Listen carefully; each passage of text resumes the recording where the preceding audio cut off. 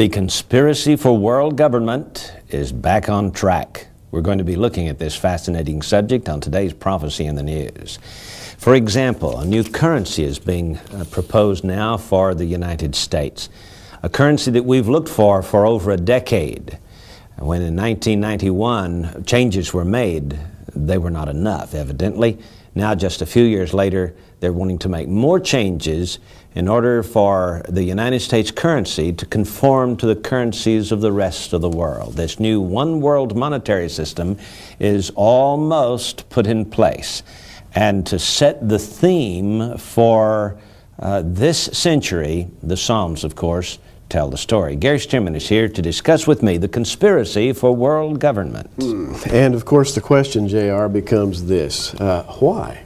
Why? Who would want to found a giant world government? Why isn't the present system adequate? We have a series of nations with their own leaders, their own cultures and so forth. Why don't we just leave it that way? The question then is, why would the leaders of the world want to align themselves together? And of course that brings us to Psalm 2. Which sets the tone, really, for this century that we're living in. Yes, it does. And I think we can see this attempt by the governments of the world to create another Babylon. Remember the first Babylon in Genesis?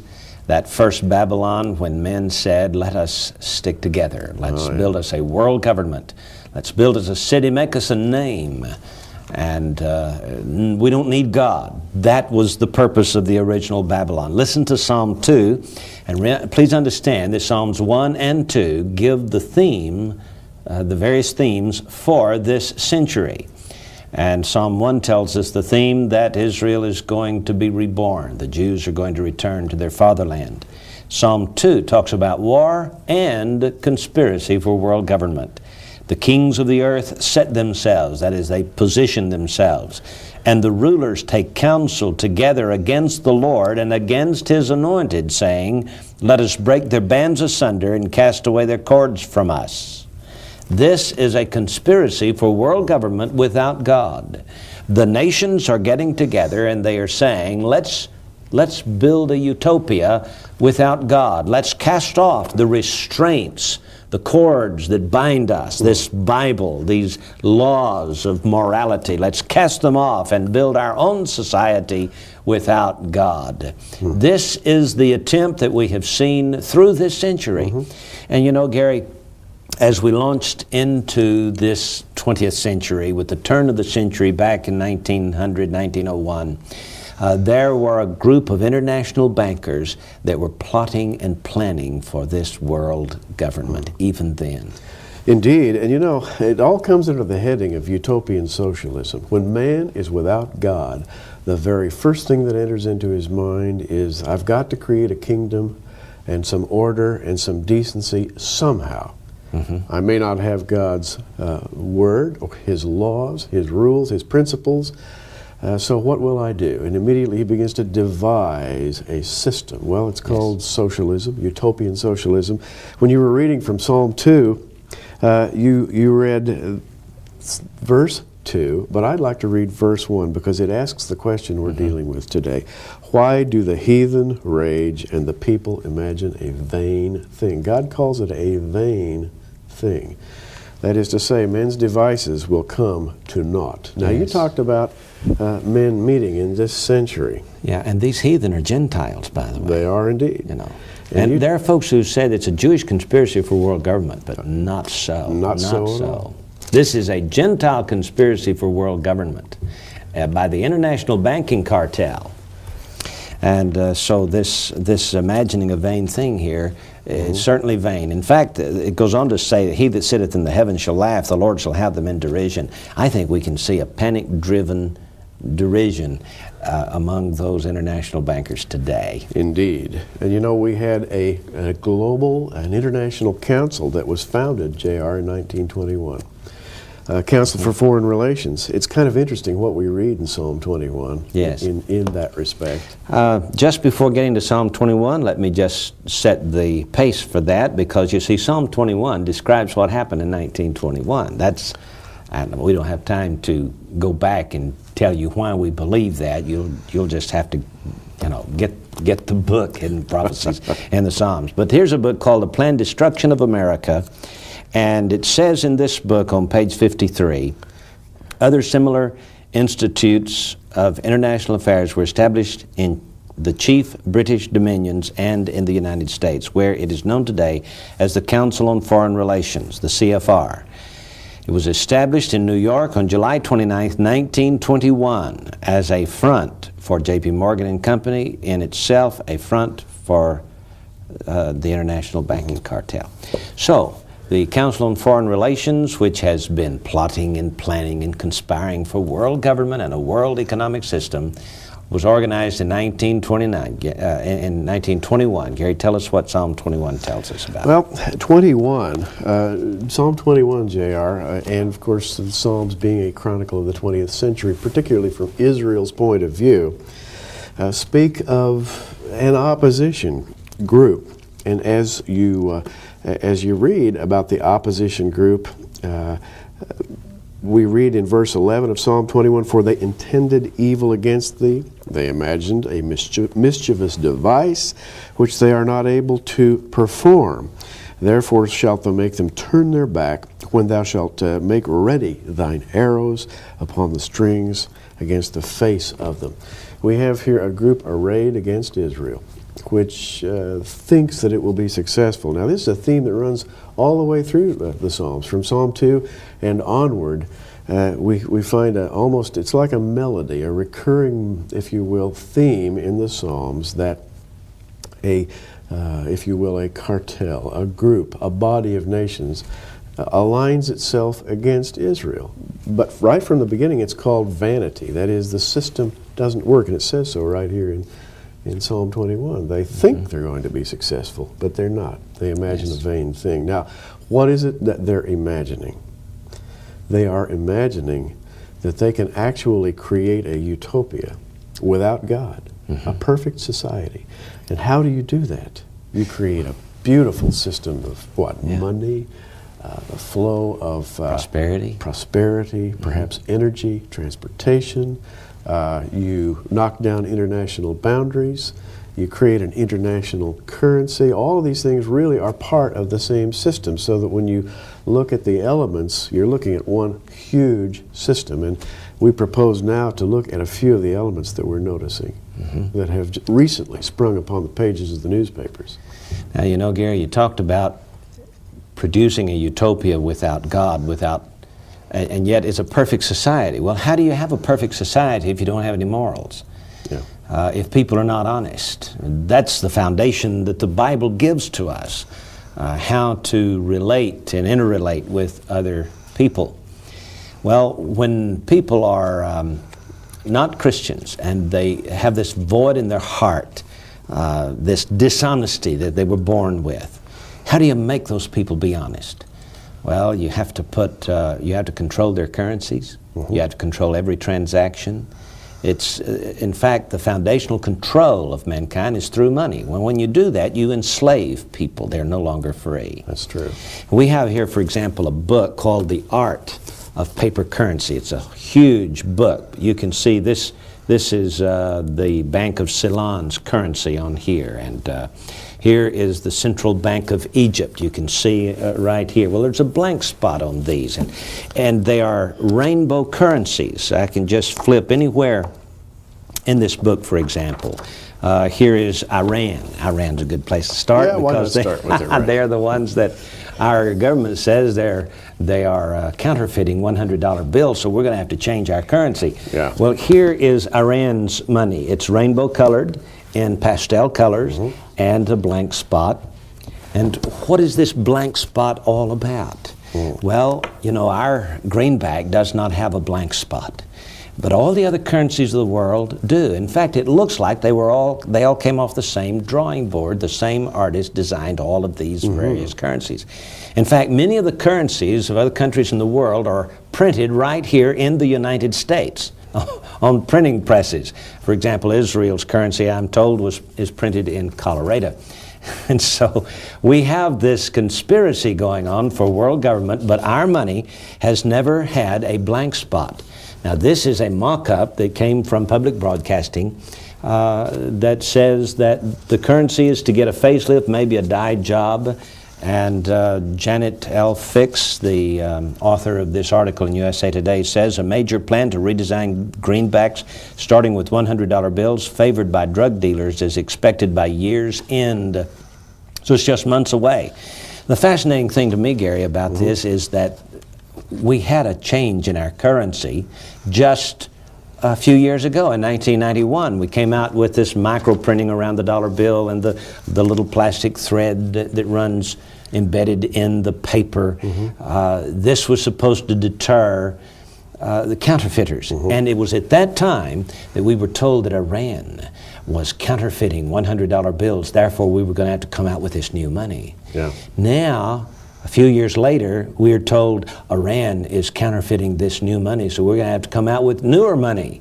And that's the purpose of it all. But the underlying purpose is that they might have a blank spot on that dollar bill. They call it a watermark. Indeed. I want to hold up a couple of monies here. This happens to be a French 20 franc note. You'll notice the blank spot on the right. This happens to be a Japanese 500 yen note. Blank spot on the right. With a watermark embedded. With the watermark. If you hold this up to the light, you'll see the face of the individual who's imprinted on the bill. The point is, JR, that each and every one of these bills is like cookie cutter money. It's they all have slightly different designs, but the overriding design is that so-called watermark, which really is a blank spot. It would enable that bill to be overprinted with an international value, and money could literally be internationalized overnight if something were imprinted in that little blank spot. Now, this was the thesis, the suggestion that we came up with a few years ago. We decided, you know, that when we've heard about this rainbow money and the various denominations printed in different colors back since the early 1970s. But there was such a hue and cry from grassroots America against it that the Fed backtracked and could not issue this currency at that time. And now it's coming on again. And that's not all that's coming on again. We used to hear about, well, in fact, several times there has been the proposal that what would really make our society tick is a national identity card. Why that would solve so many problems. It'd solve all kinds of theft problems and misidentification. And so we even had Bill Clinton at one point, early in his presidency, holding up and proposing a national identity card. I think you've got in fact, this is Newsweek magazine has him right here holding up this identity card, and you can see it a little larger right here on the inside as he gives his speech, and it says health security. Well, I want you to know it's not going to be a health card. It's going to be far more than that. Gary, tell us about it. Well, we had a meeting recently between the Postal Service, the Internal Revenue Service, and a group called CardTech Secure, the CardTech Secure Tech Card Conference. This was in Virginia, as federal agencies, including the United States Postal Service, the Internal Revenue Service, began detailing various proposals. At this gathering, and I'm quoting, where security experts convened to discuss business and governmental applications for smart card and PCMCIA memory card technologies, the Postal Service presented a proposal for a general purpose U.S. Services smart card. Now, this card, by executive order, a proposed executive order would facilitate the connection of individuals' bank accounts and federal records to a government identification card. Right now, the discussion, JR, is this: under which branch of the bureaucracy should this card be issued? And the current leaning seems to be toward the U.S. Postal Service.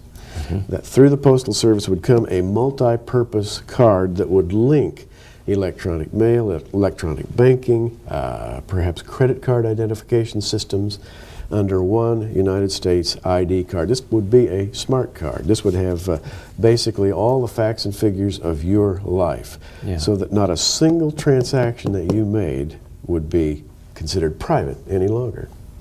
Virtually enslaving the American public. Notice here it says that an executive order would connect the individual's bank accounts and federal records. executive orders, right from Bill Clinton himself, just with a stroke of the pen, enslave the American people. That's an incredible possibility. Listen to that.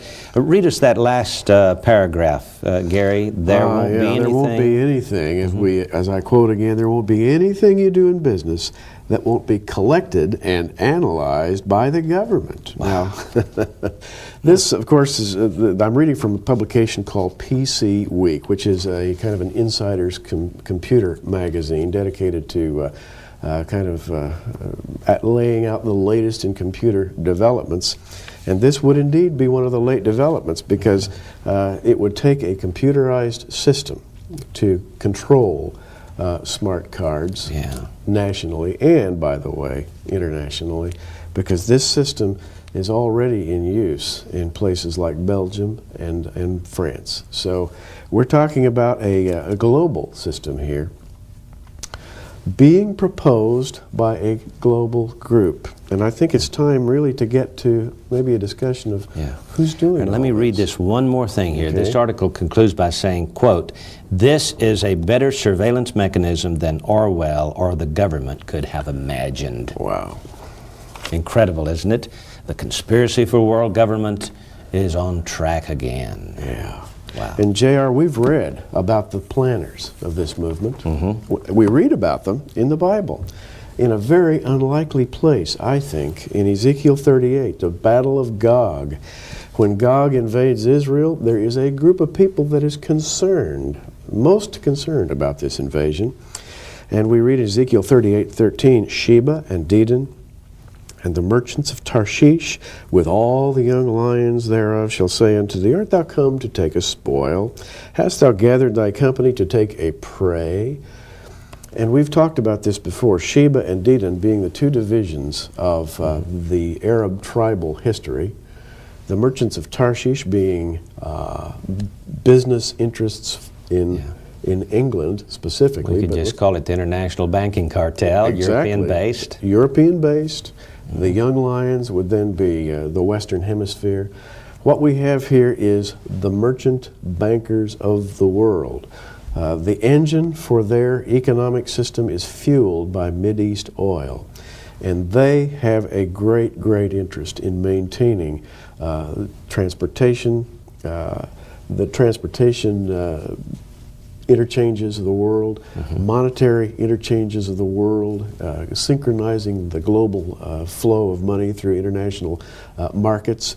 These people, JR, are mentioned in the Bible specifically as resisting Gog when Gog invades Israel.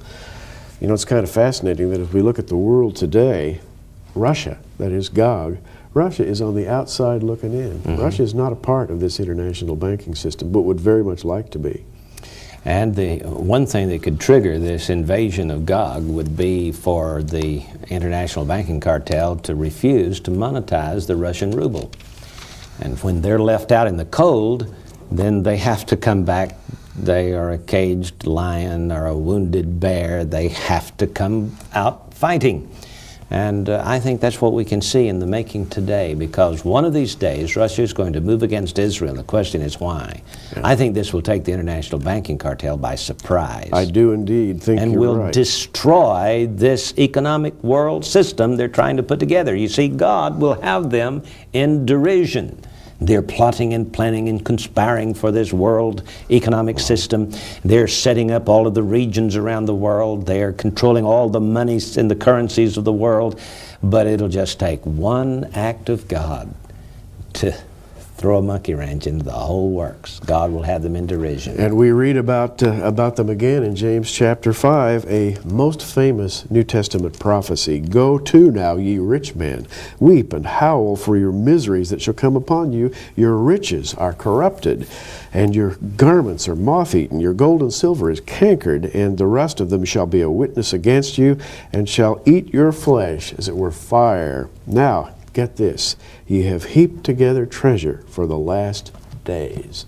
JR, I believe that James here is addressing the internationalists, the global monetists, the merchant bankers, if you will, who have a utopian idea about how to control the world, and they've heaped together treasure for the last days, a global financial system, but it's going to be destroyed.